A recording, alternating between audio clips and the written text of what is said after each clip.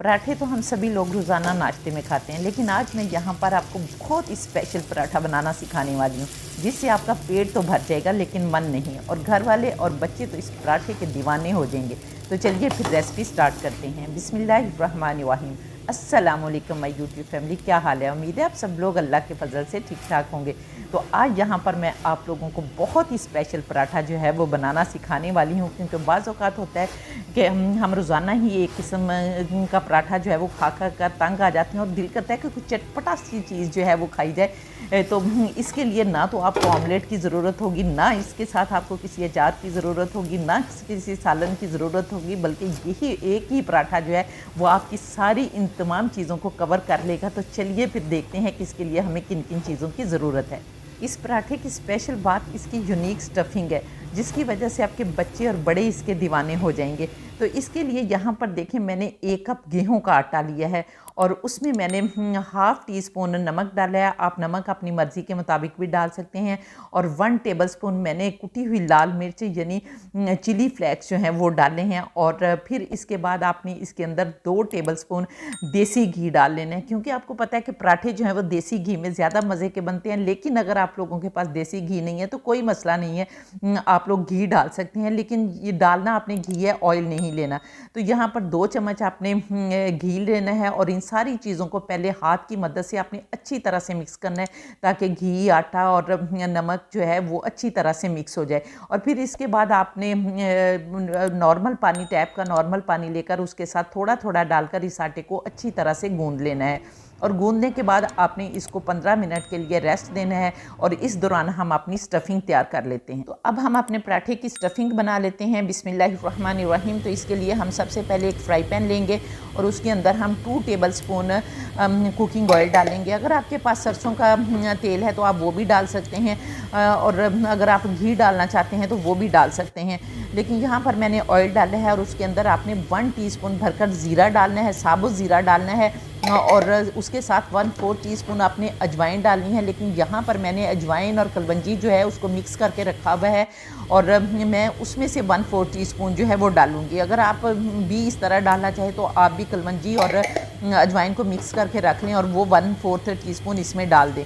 इसके बाद जब हमारा ज़ीरा जो है वो कड़कड़ाने लगेगा तो फिर हमने इसके अंदर 1 टेबलस्पून अदरक लहसुन का पेस्ट डालना है, या अगर आप चॉप डालना चाहते हैं तो चॉप भी डाल सकते हैं। और फिर हम 1 मिनट के लिए पकाएंगे ताकि हमारे अदरक लहसुन का कच्चापन जो है वो ख़त्म हो जाए। उसके बाद हम मीडियम साइज़ का एक प्याज लेकर चॉप करेंगे और वो डालेंगे। और यहाँ पर हमने प्याज को भी ब्राउन नहीं करना, बल्कि हमने सिर्फ इसे सॉफ्ट करना है, लाइट पिंक सा हो जाए और सॉफ्ट हो जाए। तो फिर हमने इसके अंदर एक बड़े साइज़ का टमाटर लेकर उसे भी चॉप करके डाल देना है। और उसके साथ ही हमने हाफ़ टी स्पून नमक डालना है ताकि हमारा टमाटर जो है वो अच्छी तरह से गल जाए।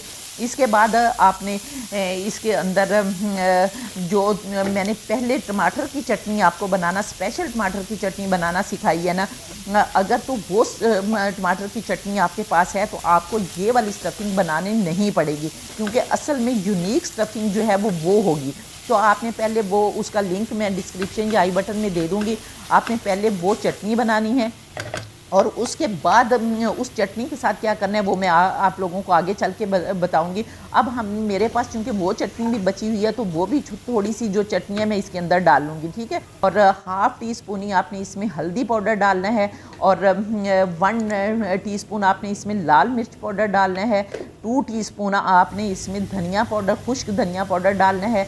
और इसके बाद 1 टीस्पून आप इसमें गरम मसाला डाल लें और 1 टीस्पून आप इसमें चाट मसाला डाल लें। तो ये वाली स्टफिंग जो है आपकी तैयार हो जाएगी, ठीक है। अब हमने इसके अंदर एक बहुत ही यूनिक चीज़ डालनी है जो हमारी स्टफिंग को बाइंड करेगी, क्योंकि अब इसको बाइंड भी तो करना है ना हमने। तो उसके लिए हम 2 टेबलस्पून इसके अंदर बेसन डालेंगे। और यहाँ पर कच्चा बेसन अगर आपने डालना है तो फिर आपने इसको बहुत अच्छी तरह से भूनना है ताकि बेसन का कच्चापन जो है वो बिल्कुल ख़त्म हो जाए। लेकिन यहाँ पर मैं आपको एक टिप देती जाती हूँ कि अगर हो सके तो पहले आपने बेसन को भून कर रख लेना है और फिर आपने इस स्टफिंग के अंदर डालना है। तो फिर आपको ज़्यादा नहीं भूनना पड़ेगा, बल्कि 2-1 मिनट के लिए भूनना पड़ेगा और आपकी स्टफिंग तैयार हो जाएगी। और अगर आप वो वाली स्पेशल टमाटर की चटनी जो मैंने बताई है उसकी स्टफिंग बनाना चाहेंगे तो उसको तो बस आपने फ्राई पैन में डालना है और उसके अंदर आपने 2 टेबलस्पून जो है वो बेसन डालना है और अगर भुना हुआ बेसन होगा तो हल्का सा मिक्स करना है और वो आपकी स्टफिंग जो है वो तैयार हो जाएगी। इस तरह आपको मैंने दोनों स्टफिंग जो है वो बनाना सिखा दी हैं। पहले आपने स्टफिंग बना लेनी है और फिर आपने पराठा बनाना शुरू करना है। अब ये वाली जो स्टफिंग हम बना रहे हैं ये चूँकि गर्म है, अब आपने इसको किसी प्याली में जो है वो डाल लेना है और इसे ठंडा होने के लिए रख देना है। और पराठा आपने तब बनाना है जब आपकी स्टफिंग जो है वो ठंडी हो जाएगी, ठीक है, नहीं तो आपका पराठा जो है वो टूट जाएगा, सही ही नहीं बनेगा। तो अभी हम इसको यहाँ पर ठंडा कर लेते हैं और अब हम अपने आटे को देख लेते हैं। तो यहाँ पर देखें माशाल्लाह अल्हम्दुलिल्लाह अब हमारा आटा जो है वो भी बिल्कुल अच्छी तरह से तैयार हो गया है क्योंकि हमने इसको रेस्ट दिया था। अब हमने इसके पेड़े बना लेने हैं और यहाँ पर थोड़ा सा हमने इसको जो है वो चकले पर हाथों की मदद से गूंदना है ताकि इसके अंदर की एयर जो है वो निकल जाए और अच्छी तरह से हमारा आटा जो है वो स्मूथ हो जाए। अब हमारा आटा स्मूथ हो गया, अब हमने इसके पेड़े बना लेने हैं और इसके 2 पेड़े जो हैं वो बनेंगे, ठीक है। तो आपने एक पेड़ा लेना है और उसको थोड़ा सा खुश्का लगाकर रोटी की तरह बेल लेना है, जिस तरह हम रोटी बेलते हैं, लेकिन थोड़ा सा आपने रोटी से इसे मोटा रखना है क्योंकि हम पराठा बना रहे हैं। तो यहाँ पर अच्छी तरह से जब आप बेल लेंगे तो बेलने के बाद आप जो हमने स्टफिंग तैयार की हुई है वो आपने दरमियान में इसके जो है वो स्टफिंग रखनी है। और स्टफिंग आप अपनी मर्ज़ी से रख सकते हैं, जितनी आपको स्टफिंग पसंद है आप उतनी रख सकते हैं, ठीक है। और दरमियान में आपने स्टफिंग रखनी है और अब आपने इसकी एक पोटली बनानी है। जिस तरह पोटली बनाते हैं ना, ये देखें जिस तरह आपको वीडियो में नज़र आ रहा है कि इस तरह से आपने ऊपर से पकड़ते जाना है, साथ साथ जोड़ते जाना है और ये इस तरह से हमारी पोटली जो है वो बन जाएगी। ये पोटली बनाने के बाद आपने फिर इसको थोड़ा सा ट्विस्ट करना है ऊपर से और ऊपर वाला जो हिस्सा है वो आपने उतार देना है।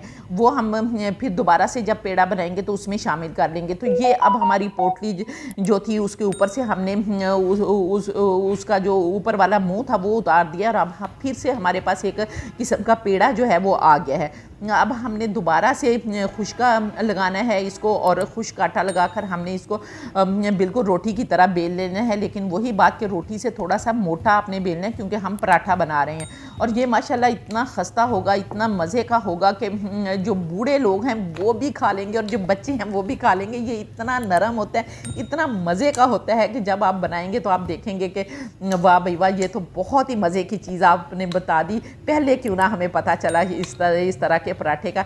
तो यहाँ तक अगर आप लोगों को मेरी वीडियो पसंद आ रही है तो प्लीज़ फिर जल्दी से वीडियो को लाइक करके फैमिली फ्रेंड्स के साथ शेयर कर दें और फिर कमेंट करके मुझे ये भी बताएं कि आप किस सिटी से मुझे देख रहे हैं, क्योंकि मुझे बहुत अच्छा लगता है जब लोग कमेंट करके बताते हैं कि हम फ़लाँ सिटी से देख रहे हैं। तो इतनी खुशी होती है कि मेरी यूट्यूब फैमिली जो है वो बहुत ज़्यादा बढ़ती जा रही है। तो आप लोगों का बहुत बहुत शुक्रिया, आप लोग मेरी वीडियो को पसंद करते हैं। तो इसी तरह अपना फीडबैक देते रहा करें ताकि मुझे मेरी हौसला अफजाई हो और मैं इससे भी ज़्यादा अच्छी अच्छी वीडियोज़ जो है वो आपके लिए लेकर आऊँ।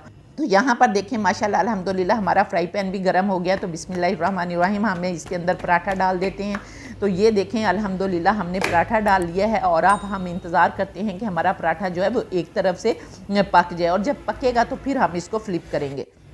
तो ये देखें माशाल्लाह अल्हम्दुलिल्लाह हमारा पराठा जो है वो एक साइड से पक गया और इतना नरम है कि नीचे से जो है स्पैचुला जो है वो भी नहीं जा रहा, टूटता है ये। तो यहाँ पर देखें माशाल्लाह हमने फ्लिप कर दिया और अब आपने इसके ऊपर घी लगाना है। अगर तो देसी घी है तो वो लगाएं तो फिर तो आपको बहुत ही ज़्यादा मज़ा आने वाला है। अगर नहीं है तो कोई बात नहीं, आप बनास्पति घी जो है वो भी लगा लें, लेकिन थोड़ा सा आपने दिल खोल कर लगाना है ताकि हमारा पराठा जो है वो बहुत अच्छी तरह से बन जाए।